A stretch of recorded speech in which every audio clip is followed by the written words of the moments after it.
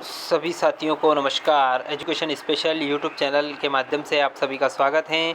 आपको पता है चैनल के माध्यम से कर्मचारियों से जुड़ी हुई खबरें लाई जाती हैं। आज फिर मैं एक महत्वपूर्ण खबर आपके लिए लेकर आया हूं। केंद्रीय कर्मचारियों के लिए खुशखबरी है। पूरी खुशखबरी को हम जानेंगे। इससे पहले यदि आप चैनल पर नए हैं और अभी तक आपने चैनल को सब्सक्राइब नहीं किया है तो प्लीज़ आप चैनल को सब्सक्राइब कर लें, बेल आइकन को प्रेस कर लें ताकि इसी प्रकार के वीडियो के नोटिफिकेशन आपको मिलते रहेंगे। आइए जानते हैं क्या है खुशखबरी।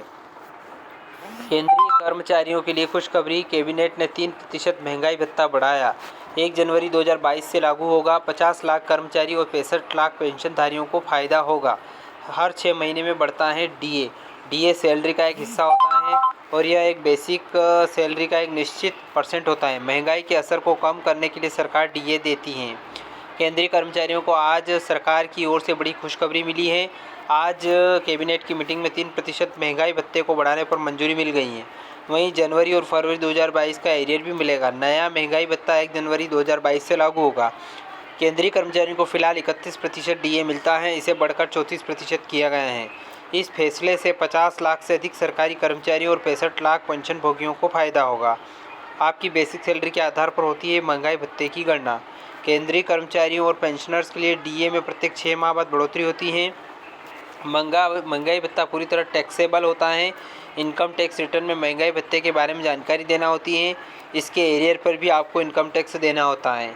न्यूनतम सैलरी पर कितना बढ़ेगा डीए। अगर 18,000 रुपये की न्यूनतम बेसिक सैलरी पर एरियर कैलकुलेशन की बात की जाए तो आपकी सैलरी में 540 रुपये का इजाफा होगा। अभी कर्मचारी को 5,580 रुपये डीए मिल रहा है, जो 31% के हिसाब से। अब इसमें 3% और जुड़ेगा तो 6120 रुपये मिलेंगे। मतलब कर्मचारियों की सैलरी में 540 रुपये का इजाफा होगा। 2 महीने के एरियर का करीब पैसा 1080 रुपये आएंगे। महंगाई भत्ता यानी डीए क्या है। महंगाई भत्ता सैलरी का एक हिस्सा होता है। यह कर्मचारी के बेसिक सैलरी का एक निश्चित परसेंट होता है। देश में महंगाई के असर को कम करने के लिए सरकार अपने कर्मचारियों को महंगाई भत्ता देती है। इसे समय समय पर बढ़ाया जाता है। रिटायर्ड कर्मचारियों को भी इसका फ़ायदा मिलता है। अब इसका जो फार्मूला है डीए का वो कैसा रहेगा। डीए के बाद सैलरी कैसे बदलेगी, इसके लिए नीचे लिखे फार्मूला में अपनी सैलरी भरें। बेसिक पे प्लस ग्रेड पे गुणित डीए परसेंट बराबर डीए अमाउंट। इसके आसान शब्दों में भाषा में समझे तो बेसिक सैलरी में ग्रेड सैलरी को जोड़ने के बाद जो सैलरी बनती है उसमें महंगाई भत्ते की दर का गुणा किया जाए तो नतीजा आता है, उसे ही महंगाई भत्ता यानी डियरनेस अलाउंस कहा जाता है। अब इसे एक उदाहरण से समझ लीजिए। मान लीजिए आपकी बेसिक सैलरी 10,000 रुपये है और ग्रेड पे 1,000 रुपये है, तो दोनों को टोटल हुआ 11,000 रुपये। अब इस बढ़े हुए 34% महंगाई भत्ते से देखें तो यह 3740 रुपये सबको जोड़कर आपकी टोटल सैलरी 14,740 रुपये हुई। पहले 31% के लिहाज से आपको 14,410 रुपये मिल रही थी। अब डीए में 31% इजाफा कर 34% करने से हर महीने 330 रुपये का फ़ायदा हुआ। अब डीए की शुरुआत कब हुई ये भी जान लेते हैं। दूसरे विश्व युद्ध के दौरान हुई थी डीए की शुरुआत। भारत में मुंबई से 1972 में सबसे पहले महंगाई भत्ते की शुरू हुई थी।